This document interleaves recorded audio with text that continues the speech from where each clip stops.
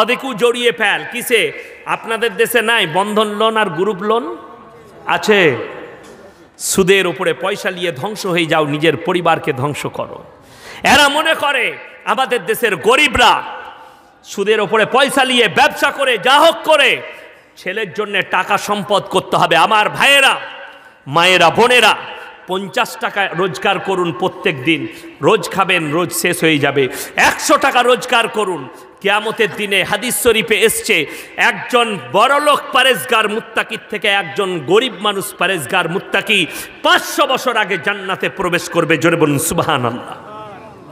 আপনি গরিব হয়ে যান, আপনাকে আল্লাহ যেরকম সামর্থ্য দিয়েছে, ছেলের জন্য পয়সা রাখতে পারেননি, আর আমি চ্যালেঞ্জ ছুড়ে বলে যাচ্ছি, যদি ছেলের জন্য 100 কোটি টাকা রেখে যান, তার তকদিরে যদি ভিক্ষা করা লেখা থাকে তাকে ভিক্ষা করে খেতে হবে, ঠিক না ভুল? যদি এটা না মানেন, আপনাকে ইতিহাস জানিয়ে দিচ্ছি, দলিল দিয়ে দিচ্ছি, নবাব সিরাজউদ্দৌলার 1000টা দৌড়ের বাড়ি মুর্শিদাবাদের মাটিতে লালবাগে পড়ে আছে, আল্লাহ তাদের অস্তিত্ব মিটিয়ে দিয়েছে। শাহজাহাঁ বাদশাহ নিজের বিবির জন্য তাজমহল তৈরি করেছিল, গিফট দিয়েছিল নিজের বিবিকে মুমতাজকে।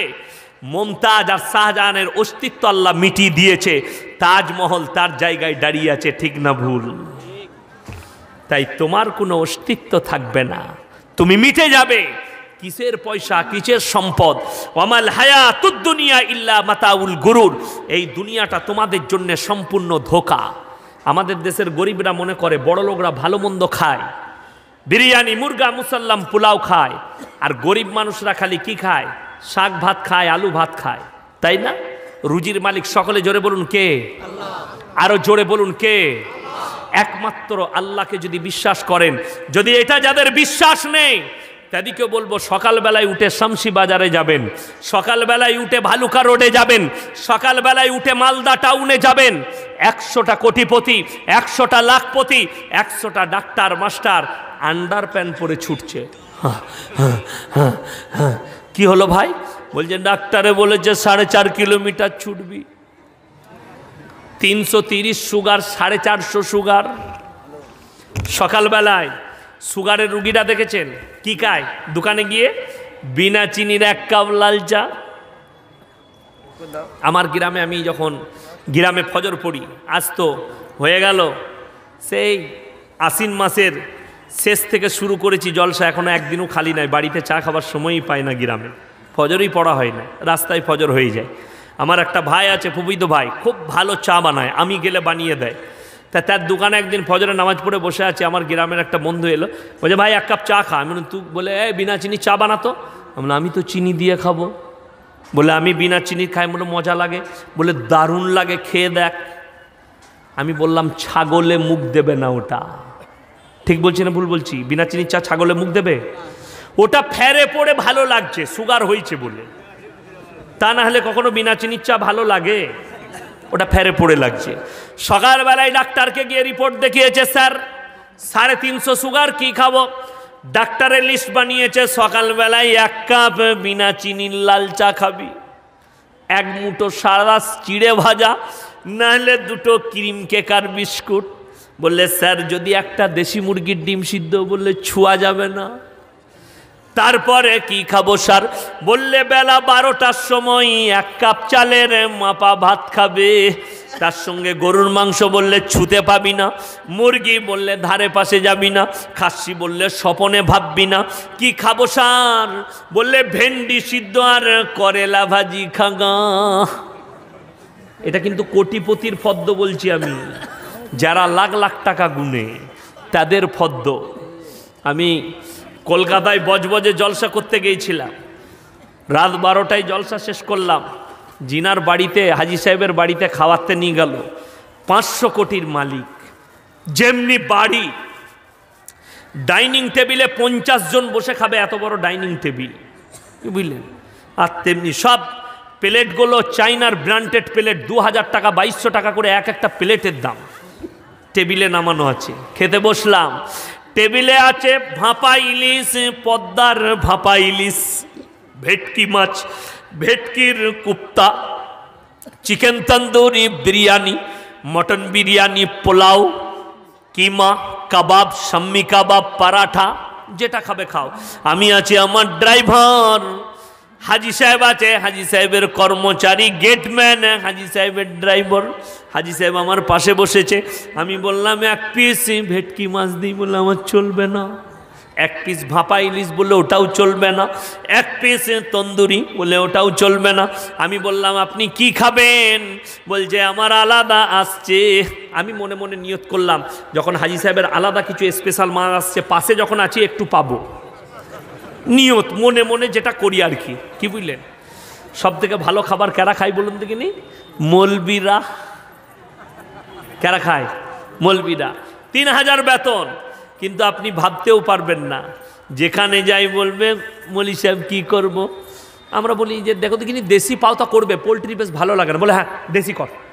আমাদের দেশি, তোমার কি বলে সুসার মুড়ি, সুসার মুড়ি, রোজের মালিক আল্লাহ। আহা, তারপরে হাজি সাহেবের কর্মচারী খাবার আনছেন, প্লেটটার দাম 2000 টাকা, বাটির দাম 900 টাকা। প্লেটে আছে 2টো পুরা রুটি আর বাটিতে করেলা ভাজি। কি বলছেন? কি বুঝলেন এখান থেকে? দস্তরখান হাজি সাহেবের, ডাইনিং টেবিল হাজি সাহেবের, টাকা খাবার সব হাজি সাহেব কিনে এনেছেন, কিন্তু আল্লাহ রুজি মেপেছে মৌলবীর কর্মচারীর, ড্রাইভারের। এরপর যাদের বিশ্বাস হয় না শুনে নিন, কোরআন শুনো। হযরতে জাকারিয়া মরিয়মকে বলছেন, ক্বালা ইয়া মারইয়াম আন্না লাকি হাদা, ওগো মরিয়ম ভালো মন্দ আকরার মুনাক্কা কাজু কিশমিশ পেস্তা বাদাম কোথা থেকে পাচ্ছ? মরিয়ম বললেন, ক্বালাতু মিন ইনদিল্লাহ ইন্নাল্লাহা ইয়ারযুকু মান ইয়াশাউ বিগাইরি হিসাব। আল্লাহ যাকে ভালোবাসেন, আল্লাহ যাকে পছন্দ করেন, তাকে বেসুমার রিজক দান করেন। কোথা থেকে দেব, কেমন করে দেব, আমি আল্লাহ ছাড়া পৃথিবীর কেউ জানে না। যাদের বিশ্বাস হয় না শুনে নিন, আমার আল্লাহ অপর জায়গায় বললেন, ইন্নাল্লাহা ইনদাহু ইলমুস সাআ ওয়া ইউনাজ্জিলুল গায়থ ওয়া ইয়ালামু মা ফিল আরহাম ওয়া মা তাদরি নাফসুম মাযা তাকসিবু গাদা ওয়া মা তাদরি নাফসুম বিআইয়ি আরদিন তামুত ইন্নাল্লাহা আলিমুন খবীর। হে আমার বিশ্বনবী বলে দাও, আজ থেকে 10 বছর আগে 2012 সালে একজন লন্ডনের বৈজ্ঞানিক পৃথিবীকে হকচকিয়ে দিয়েছে, 72 ঘন্টার মধ্যে পৃথিবীটা ধ্বংস হবে। বলেছিল না বলেনি? লন্ডনের পপ বৈজ্ঞানিক। শুনে নাও হে আমার ইমানদারেরা, আমার ভাইয়েরা, আমার মায়েরা, বোনেরা। আর আমার আল্লাহ কোরআনে বললেন, সূরা লুকমান শেষ আয়াত, শেষ পৃষ্ঠা, ইন্নাল্লাহা ইনদাহু ইলমুস সাআ ওয়া ইউনাজ্জিলুল গায়থ। কিয়ামত কবে হবে আমি আল্লাহ ছাড়া পৃথিবীর কেউ জানে না।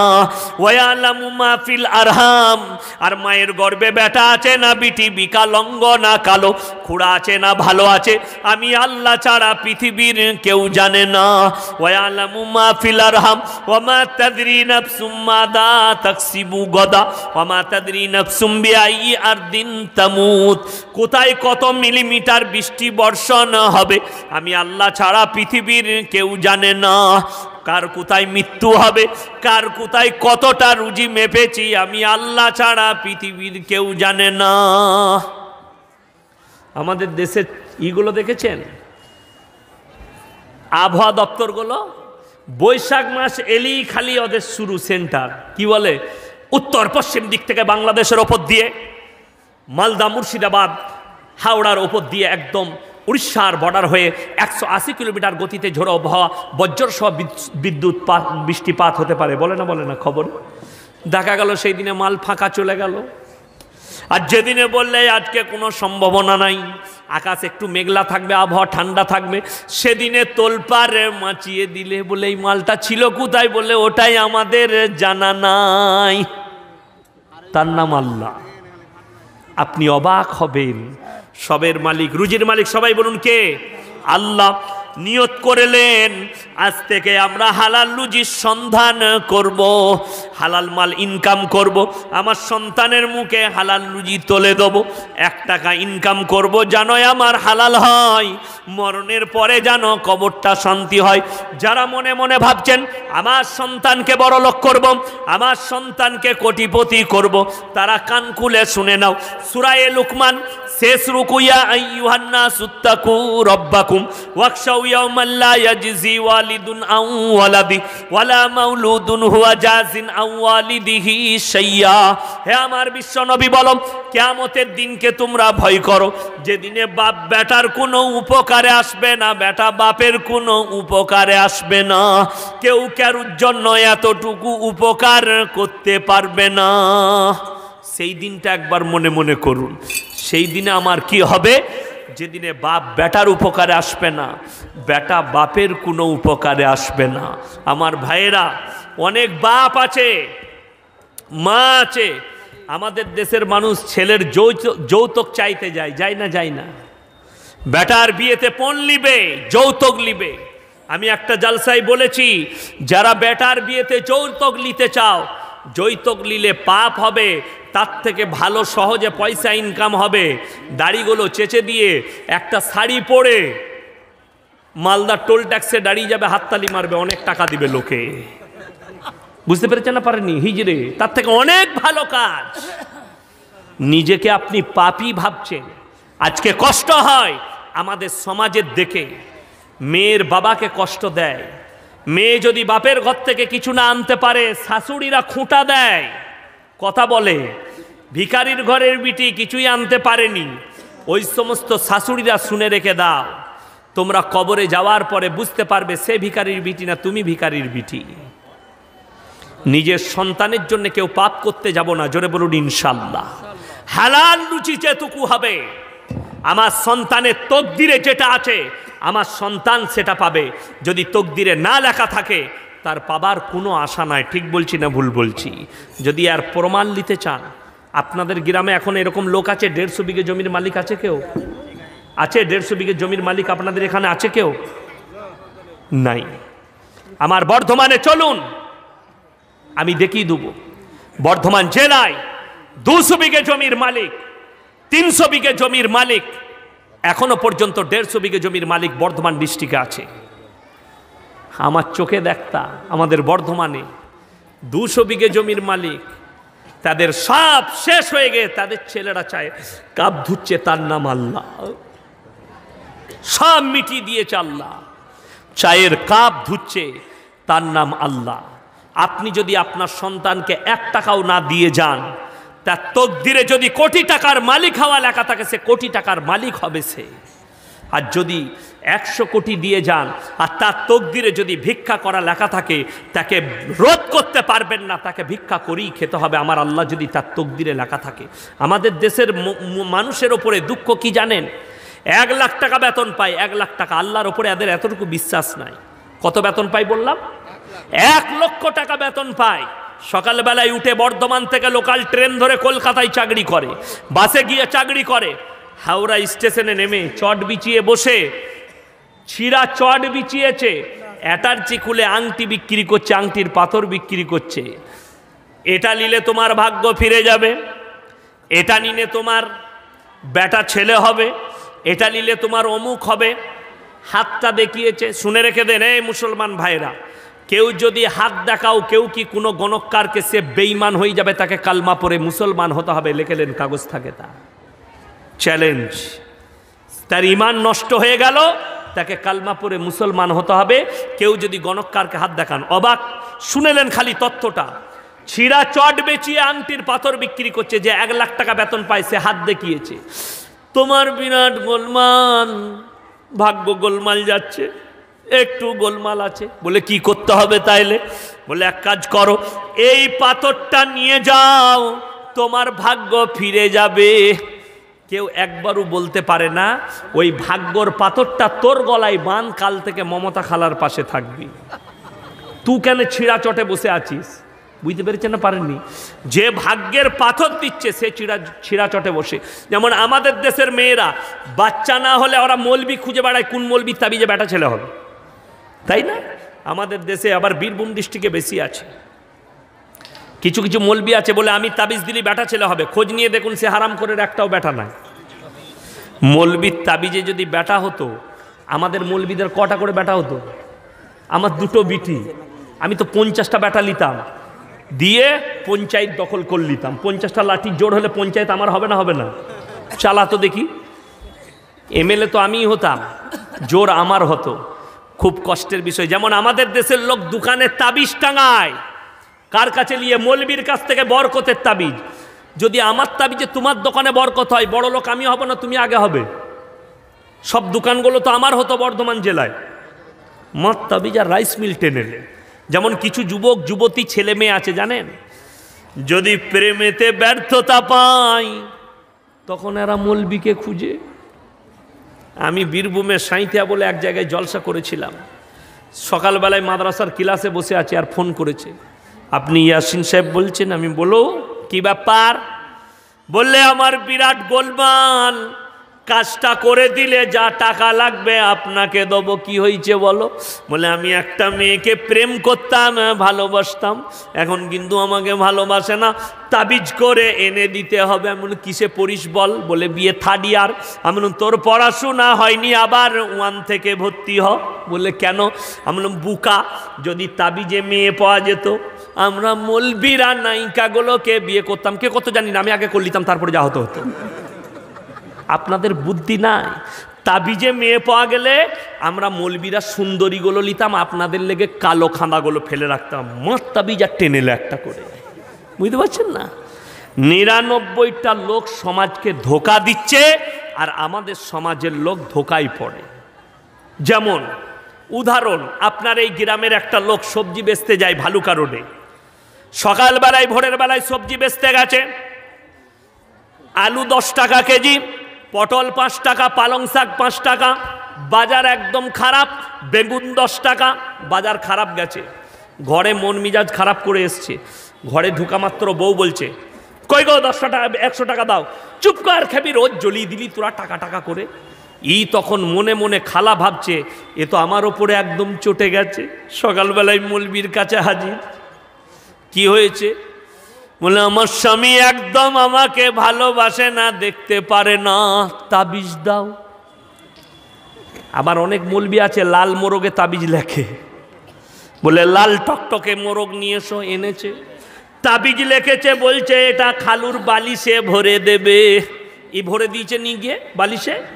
তারপরের দিন ভালুকা রোডে গেছে ভোরের বেলায়, পটল 70 টাকায়, আলু 50 টাকা, পালং শাক 80 টাকা, বেগুন 95 টাকা, পগট একদম ভর্তি।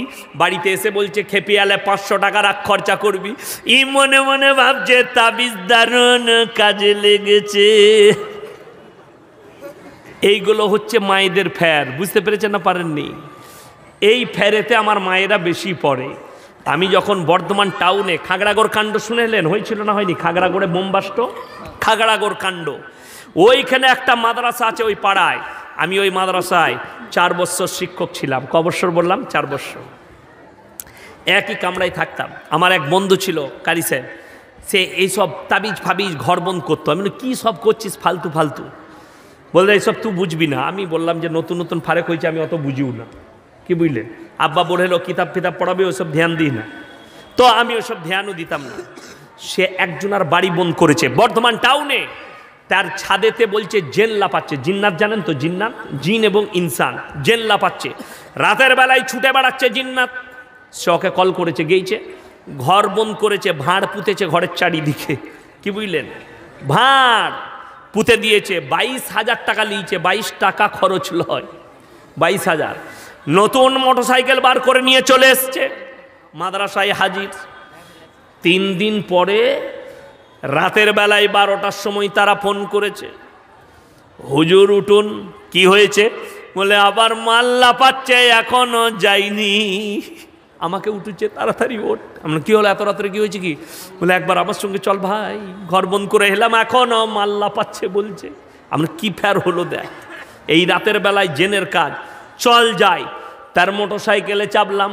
আমি বলে গাড়িটা কোথায় কিনলি? বললো ওই টাকাতেই কিনেছি। আমি বলে এটাও আবার জেনের টাকা, কি গোলমাল হয় দেখ।